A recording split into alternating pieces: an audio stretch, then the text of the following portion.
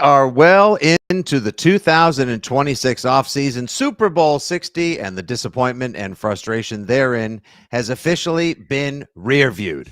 And now, facing us, one of the first offseason issues for your 2026 New England Patriots, a wide receiver dilemma, specifically Stefon Diggs.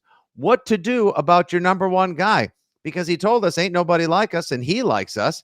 And supposedly he was all we had and all we needed. But do the Patriots really need him? Can they afford him? And is he worth the money? Plus, are there some other intriguing wide receiver options out there in the free agency market, or they can be traded for that could upgrade over Diggs and be a legit number one for Drake May and the Patriots offense next season? Your old pals Fitzy and Mego got you covered here. The Diggs dilemma and what to do for a number one receiver coming up on the latest Six Rings in Football Things. Hey, whatever it takes, man. It's all about winning, all right? Winning on three. 1, 2, 3, win! Celebrating the heroes of Foxborough's past. And with a good block. Look at Roman. All the way. Watch the block of number 73, John Hanna. The champions of the dynastic era. Adam Vinatieri booms a 48-yard field goal, and the Patriots are Super Bowl champions. The Patriots of tomorrow. We're going to remove entitlement from our football team. We're going to earn the right to be here every single day. And the fans whose faith never wavers. This is Six Rings and Football Things.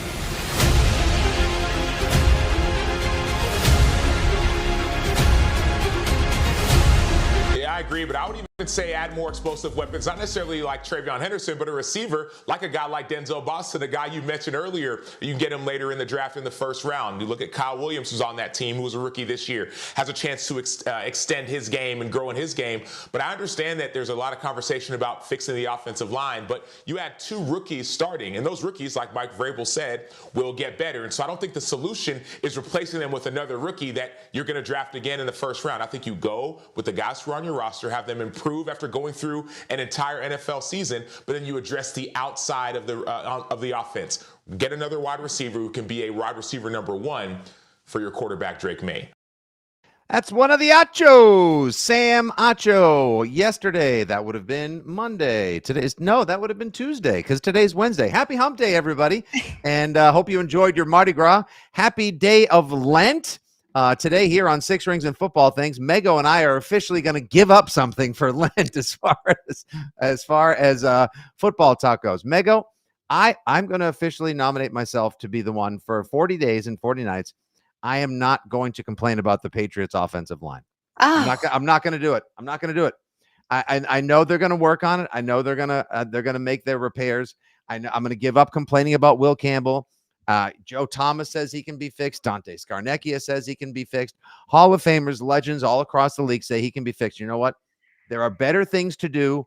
It was too good of a season. There's still too much good to be had, too much promise and potential. So for Lent, I am giving up complaining about Will Campbell and the Patriots offensive line. How about you? May I give up talking about A.J. Brown just because Right when with the wide receiver podcast? I'm so sick of it. It became a weekly installment over last offseason and this season until the trade deadline.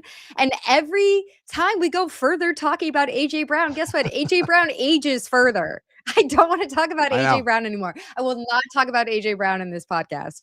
All right. So as we get into this Patriots wide receiver number one, Stefon Diggs dilemma edition of Six Rings and Football Things, it shall be I who talks about A.J. Brown because Mego has officially given up talking about A.J. Brown for the next 40 days and 40 nights. Okay, fine. Fair enough. All right. So no complaining about Will Campbell's arms. No talking about A.J. Brown. That being said, here we are. Okay. It was a great season. Yes, it ended in disappointing fashion. This is our first podcast that we've been able to do since all the processing and the sorting and the sifting. People have garbage bagged it. They've gone out for the offseason. Side note, Mego, regarding Drake May's shoulder, a friend of a friend sent me a photograph of Drake May on the golf course, and he played around at a lovely golf course with Jacoby Brissett. So I think Drake May's shoulder is just fine because if he can go play golf just a week after Super Bowl 60 and the beating he took there with all the pressures and the 6 sacks, I think he's going to be fine this offseason and in 2026. So that kind of puts the whole, like, what's wrong with Drake's shoulder to bed. Yeah, I'm not a golfer, so I can only imagine the strain that puts on your throwing shoulder, his right shoulder with the swing. So I take that as a good sign. Yeah, I mean, it puts a little bit more of a strain on your left shoulder when you're a righty golfer, but at the same time, like if he couldn't raise his arm above his head, if it was so bad, he wouldn't be out there on the golf course. I doubt he got shot up and said he couldn't feel it just the same way that he was for the Super Bowl. So that's a nice little note. Anyway, we have what we want to do here over the next couple of weeks is address some of the lingering matters, problems, hurdles, goals, and dreams of your 2026 Patriots before they get into the combine and the underwear Olympics, before we get into free agency, and before we get into the draft. And the first hurdle that the Patriots need to clear is what to do about Stefon Diggs. Stefon Diggs obviously signed last year to his 3-year, $69 million deal. And no, this is really not about the off-field issues with Stefon Diggs, baby mama dramas, Cardi B, different arraignments and accusations. This is mostly just about, does the performance on the field match up to the amount of money that he is to be paid in the short term and in the long term for the 2026 Patriots? And according to our friends at NBC Sports Boston, who did a nice little write-up, nice job, Darren Hartwell, Stefon Diggs has a $2.9 million base salary and a $10.5 million cap hit in 2025. These numbers ballooned to $20.6 million and $26.5 respectively in 2026. Now, Mego, I know there's a lot of cap room available on the Patriots, but to make the moves that they're going to need to fortify the people that block for Drake May, notice I'm not complaining, rather just enhancing, and add the kind of speed and danger that they're going to need on the outside, they may need to free up some of that money. Now, you can renegotiate with a couple guys like Onwenu and Milton Williams and restructure some numbers. But Diggs, $1.7 million in guaranteed money coming his way this year. As of March 13th, he'll receive an additional $6 million in guaranteed money.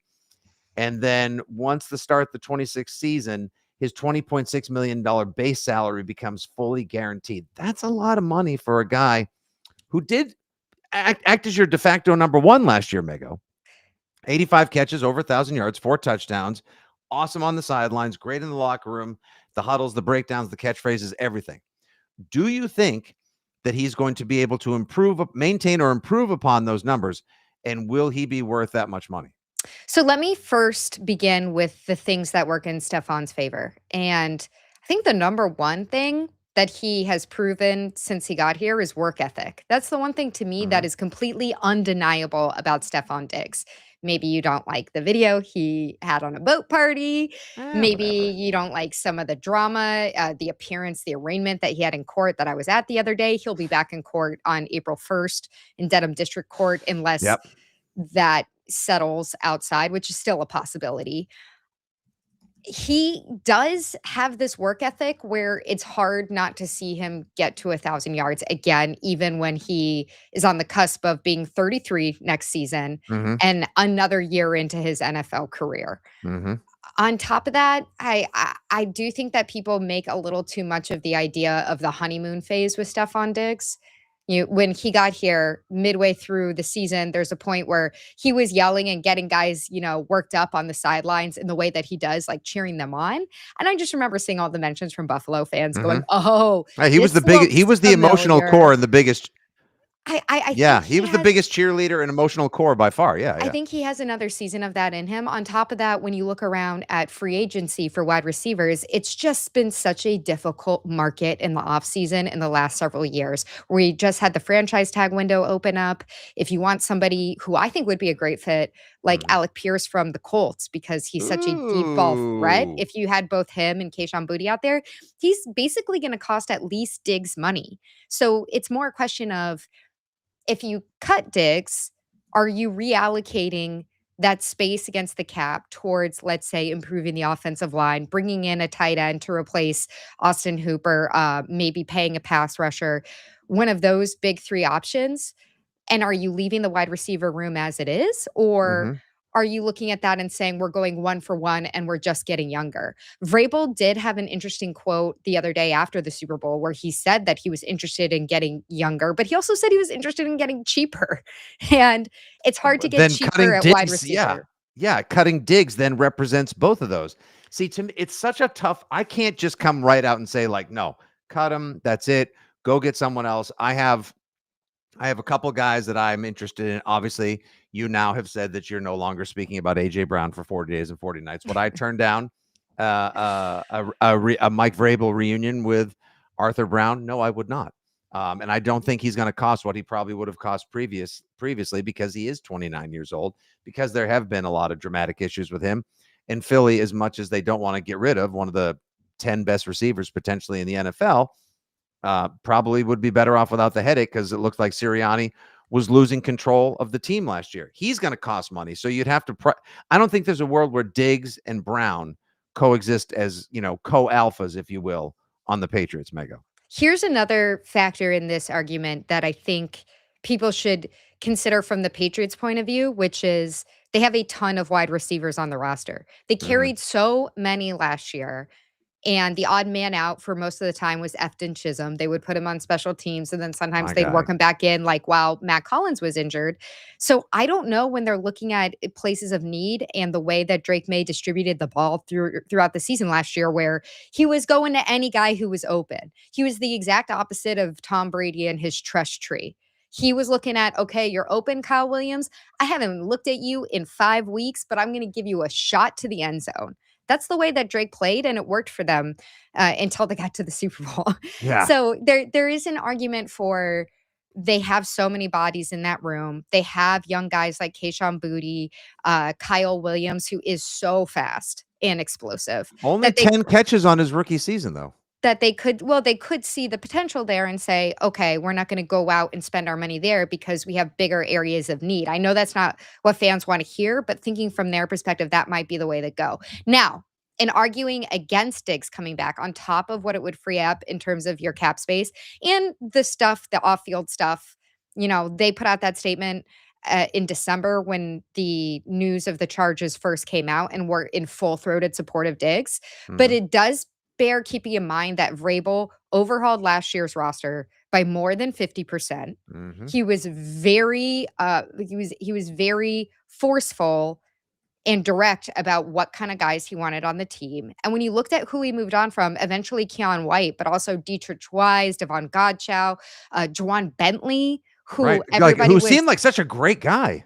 And everybody the year before was blaming for the defense's fall off. Jabril Peppers, who at the time we all thought that's a perfect fit for the kind of defense that Vrabel likes to play and the mindset. Kyle Duggar, even somebody like Joe Cardona, who was a longtime captain. So there is this sense that with Vrabel, there are no sacred cows. If it doesn't work anymore, he may move on from you earlier in a Belichick-esque fashion, rather than hold on and try to make it work for another season. So I think that's the case that works against Diggs. Yeah, I see. When he said that he was looking forward to coming back, or rather, Drake May said at his season-ending presser that he talked to Diggs, and Diggs told him that he was looking forward to having a full off season to improve his game. Not to rehabilitate a knee, not to get well enough to get on the field. And it's amazing that he tears his ACL October 27th, 2024. He's out there in September 2025. And by Stefon Diggs standards, it's not his greatest season, but it's a pretty darn good season. It's not elite, uncoverable #1 wide receiver Justin Jefferson, Jamar Chase level #1 receiver, but it's still pretty darn good on a team built around a complementary offense orchestrated by Josh McDaniels. Well, now, look, this is the last year before you're going to have to pay that man his money. And that money you are going to pay Drake May is probably going to be in the neighborhood of 6 years, $400 million. Like $65 million a year, average annual value is probably legit. So this is the year to spend and go for it and try to get back to the Super Bowl before it gets a little more difficult with parity salaries and more. And yes, I know you have to pay Christian Gonzalez, and he's going to get Patrick Surtain money, all that jazz. I get it. He's getting it more. Yeah, he might have to, just because that's the way the market works. And he's coming off arguably like his best game. Like he knew when. Talk about, can one have a contract game, not a contract year? Like, he showed out in Super Bowl 60. He was awesome. He was the best player in a New England uniform on the field, no doubt. I'm not kidding. He earned that contract 1,000%. I don't see a world in which he doesn't set the market at that contract. He's going to get bigger money than any other corner right now. In the back half of the podcast, folks, we will go over some of the other names that could be available via trade or free agency We're not going to look to the draft now because you're not replacing Stefon Diggs with somebody you're drafting 31st overall in the second, third, or fourth round. So let's just let that Javon Baker and Jalen Polk. and Jalen Polk nonsense go. Okay. Look, I mean, to me, for what he brought to the team, for the emotional core he was, for being that cheerleader, for the histrionics, for the emphasis, for the edge that he brought, for the tone he set, for the establishment of the culture, I think you got to keep him one more year. Now, I don't know if he would be amenable to, hey, could we maybe restructure a little bit ish so we can go get one other guy? Or so we can trade for, get some awesome tight ends in here. Like, if you're going to tell me that you're only going to upgrade the wide receiver modestly via free agency in the draft, but you can go out and get either Isaiah Likely or Michael Mayer, I can start to live with that world where Stefon Diggs, who now is not rehabilitating, but is rather trying to find one more, A+ level season in him. Great. Drake definitely does need more downfield threats, and I am not comfortable with Kyle Williams, Kayshon Boutte, Pop Douglas, or Matt Collins as my number one wide receiver. So I got to have a baseline. Question, Mego, are you at all concerned, though, that in the postseason, I think he had 11 catches for 110 yards and 1 touchdown. Yeah, let me just pull it up because I have it right here. He did have 14 catches. 14. Okay. 1 touchdown and 110 yards. So I do think we kind of gloss over the Houston game in which he was really good. He had 4 catches, 40 yards, and a touchdown in that game. And I think we kind of forget what a mess that game was offensively. Mm-hmm. The offense was kind of puking It on was. themselves. The whole game was all over the place. CJ Stroud took the spotlight of puking down his front shirt, but Mom Spaghetti was on Drake's made jersey all over it. So Mego has officially lost herself. And then the Denver game, I can't hold these numbers so strongly against Diggs because there were 2 games in which the offense was pretty bad.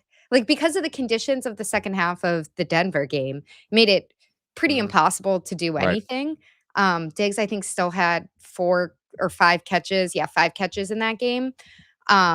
So I don't like single in on him being the problem because we saw so much of the season where he was just kind of a cheat code for third down, for converting those third downs. And I think that was so critical for balancing out what was such a tendency to rely on the deep shots downfield and the explosive plays. You need to have another look. And I think Stefon Diggs was that other look. I worry if you move on from him. These are 2 very, very different players, but the same idea of having somebody who is dependable to move the chains that way. You thought it would be so easy to replace a Jacoby Myers. And it ended up being the biggest unforced error when it came to a wide receiver of the last decade. Yep. And so Jacoby Myers was super young, was undrafted, and was looking for his first big contract and got that Jacoby, elsewhere. come home. I know. And now he got a huge extension with Jacksonville. There's just an element to it where you have to ask yourself, are we overcomplicating this? And I think that may be the way that the staff looks at it. The other side of this is also Fitzy, like as you throw out a name like Isaiah Likely, Austin Hooper is a free agent. I would be really surprised if they bring him back. He's 31. Hunter Henry's also 31. And he wasn't nice to you, so goodbye, Hooper. I wasn't going to talk about that. But putting that on Front Street.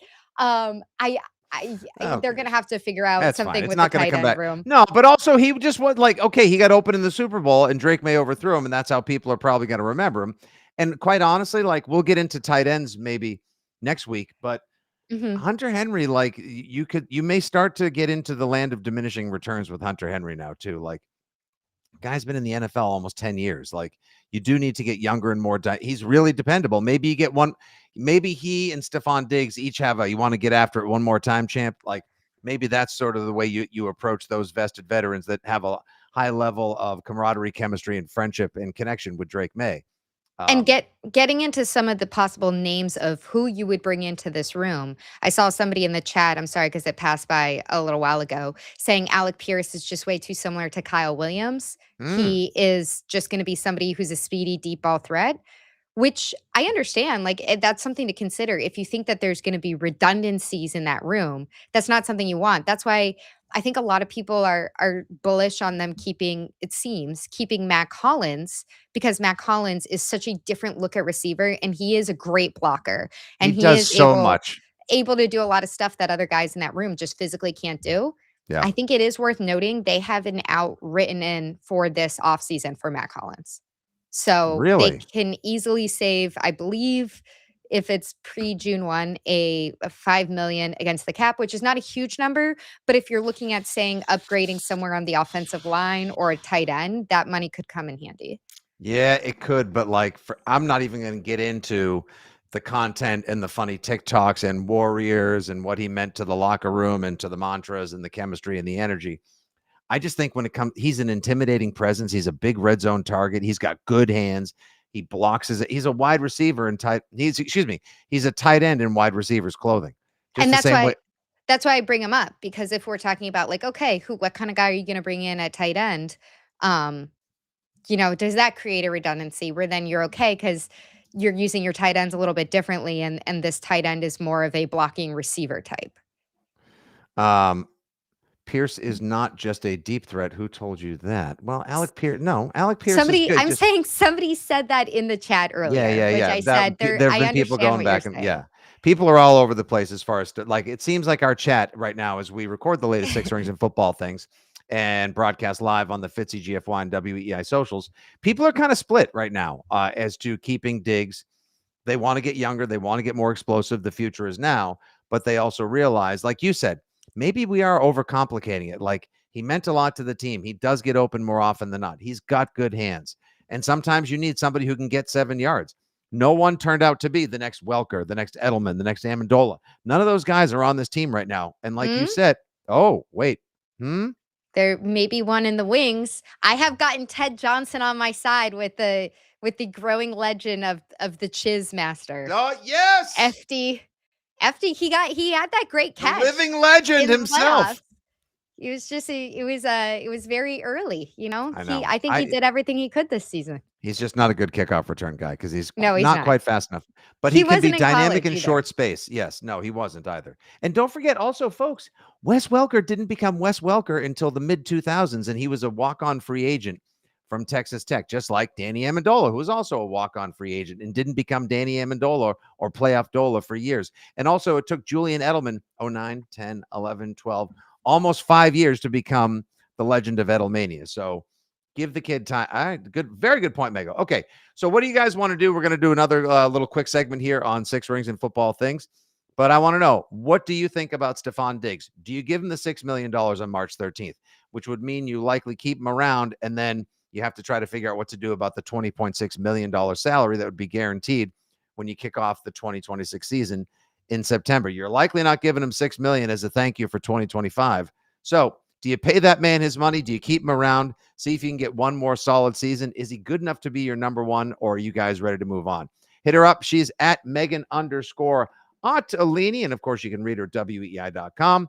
Your old pal at Fitzy GFY here. And this is, yes, still, we're back to at Six Rings Pod. Okay. The back end here of the podcast. Let's look at some of the other names potentially available if the New England Patriots decide to either add to the receiver room or replace Stefon Diggs overall. Mego, I'm just going to throw them out. You tell me what you think they might cost, if you'd be into them, or if it's a hard pass. Let's go with, I can mention his name, AJ Brown. No. I don't even want to talk about it. Not going to cost the first probably that he would have before. Maybe like a second and a fifth, or do you send how about this crazy idea?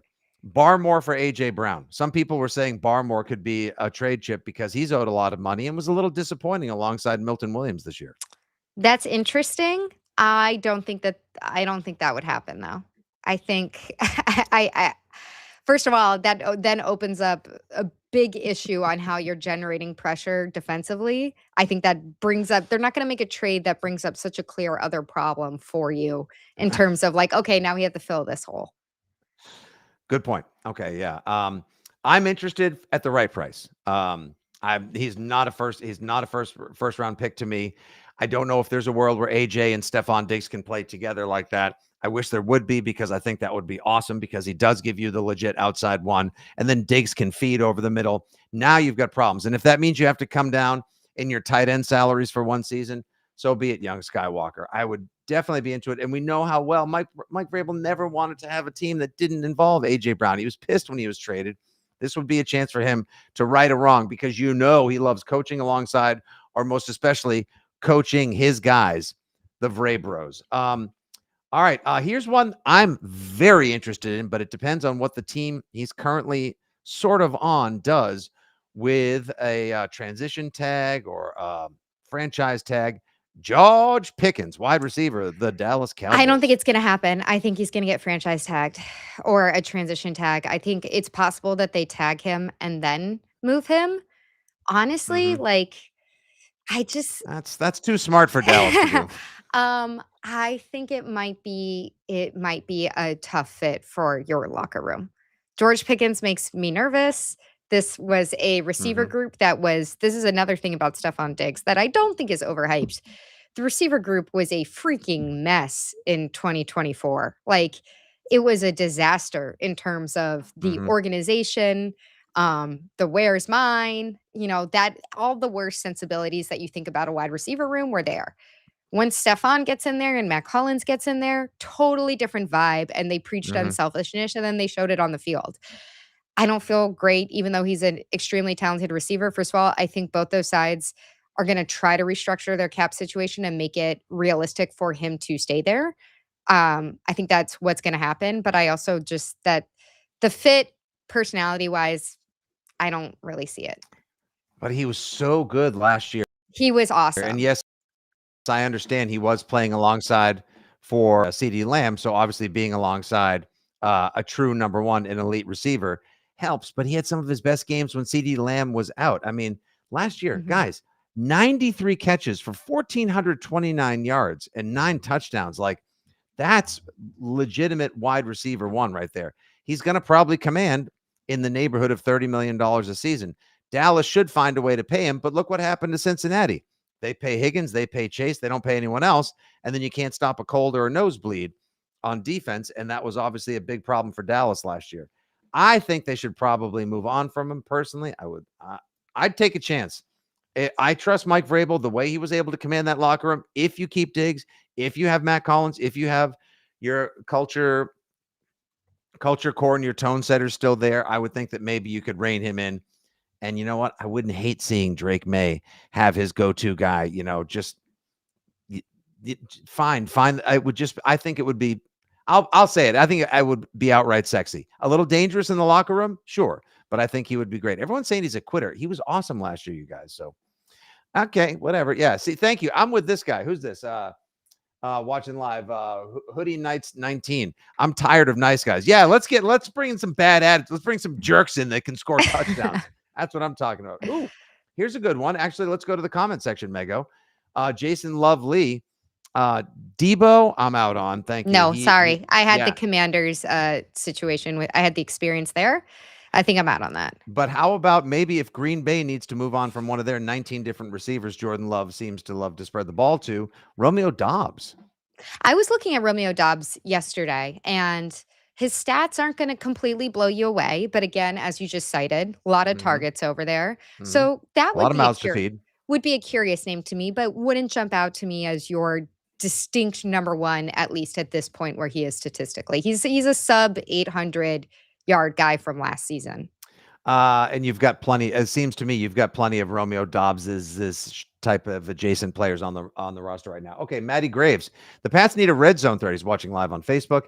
Mike Evans is the guy for that, but I don't see him leaving Tampa. Now, he's got like one good year probably left in him right now. I think they're going to move on in Tampa. I think this is a regression year for Tampa coming up. But they've already got Ibuka. They got the super slender kid from Oregon who weighs like 150 pounds. They've got, you paid Godwin all that money as well. So they've got, I think it's time to move on from Mike Evans. But where does he chase a ring this year? Where does he go? Would he be interested in coming up to New England on like a 1 for 12 type of thing and to be the big guy on the outside? Maybe. I don't really consider that. I feel like Mike Evans right now, great player, but kind of the equivalent of going to see Backstreet Boys at the Sphere. It's like, would have been great a I want while it that way. ago. I'm not against it. I'm not picking that one.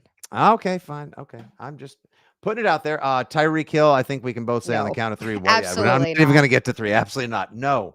He's like Dr. Chow was like, I don't know if he's going to play this year. It's an ACL and a dislocated knee. And he's a terrible human.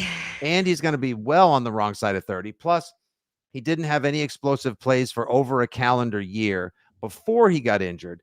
I think the cheetah has slowed up a whole hell of a lot. So I'm out on that one. Could Jahan Dotson be had for the right price? He made the most of his opportunities, albeit they limited ones in Philadelphia, says Pat Stats watching live on YouTube. I'll just say watching that Philadelphia offense was a root canal to me. So it's hard to look at anyone outside of the offensive line and say, ooh, give me that. Or, of course, the running back Saquon, even though it was a down year compared to the year before. I don't look at that offense and go like, ooh, that's sexy. That's more of what we need in New England up here. Yeah. There's a decent amount of love for Alec Pierce as well. He does make the most of his opportunity. He's not going to be a volume monster, but he certainly can stretch the field as well, which does open up the underneath for your run game, for your tight ends, for your Stefon Diggs, should you hold on to him. Yeah, you got Stefon Diggs or a little jet sweep or those wheel routes that they love with Travion Henderson and Ramondre Stevenson. It's a nice little balance there. Last one in our wide receiver option portion of 6 Rings, Mego. You are tuned in to WBTJ, Brian Thomas Jr. radio. There are some rumors that he could be on the block. Would you give up the top? Would you your first overall pick for Brian Thomas Jr.? You know, I wouldn't, even though it's a 31. This is Shime's like biggest crush right now. This is who he wants. Saturday, Chime and I are usually on at 11 a.m. If you want to tune in on WEEI, this is who he wants. I just think for where you are, yes, this sounds crazy because you were just in the Super Bowl, but you're still in a bit of a rebuild for your roster. And I think just giving up first or a future first or a first bundled with a second, whatever, it may just be a little bit too much capital to give up for somebody like that. I think it's a different situation if you're talking about a much higher profile guy or a position of extreme need. I'm just not sure that they look at the wide receiver room and say we have extreme need here. I got you. But at the same time, like first of all, I'm sure Will Campbell will vouch for him because they played together at LSU. And 2, he is explosive. Like he had a dynamite 2024. Back-to-back awesome seasons.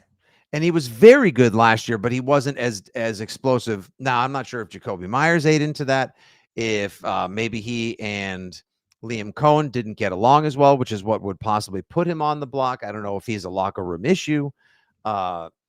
But if he's legitimately on the market, like you would not be doing proper roster due diligence if you didn't at least sort of kick the tires and sniff around that, because there's your playmaker. Again, if the Pats, this is why it's worth discussing. If the Pats do find that dynamic outside guy, it just opens up so much more for the offense.